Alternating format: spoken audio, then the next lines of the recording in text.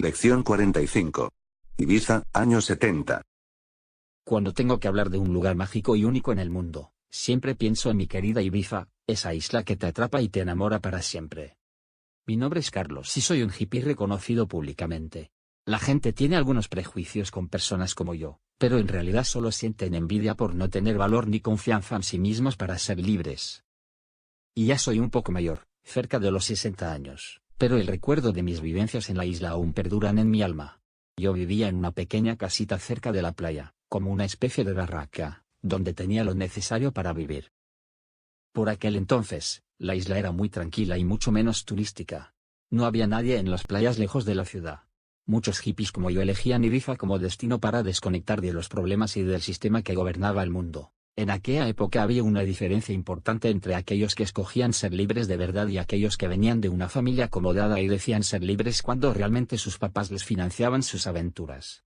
Nunca me ha importado demasiado el origen de las personas, tan solo sus palabras y sus acciones. En Ibiza podía tener unas conversaciones que en mi mundo anterior no era posible encontrar. Llegué allí y solamente veía pescadores y gente humilde, sencilla, sin pretensiones. Ahí era donde quería estar. Además, esas personas que llevaban viviendo en el mismo lugar toda su vida demostraban una comprensión y hospitalidad perdidas en la gran ciudad. Gracias a ellos, pude conocer lugares increíbles y hermosos como Cala d'Hort, una playa única frente a Esvedra, Oben y Ras, al norte de la isla. Sentía una energía especial. Nunca estaba enfermo y siempre estaba positivo. Aún pienso lo mismo después de viajar a muchos lugares. Sé que este es mi sitio en el mundo. Ahora todo es muy diferente. Ibiza es la capital mundial de la fiesta, con grandes discotecas y muchísimos turistas de todo el planeta, atraídos por esa misma energía.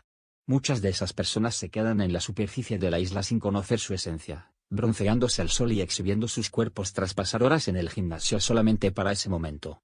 No me parece algo malo si son felices.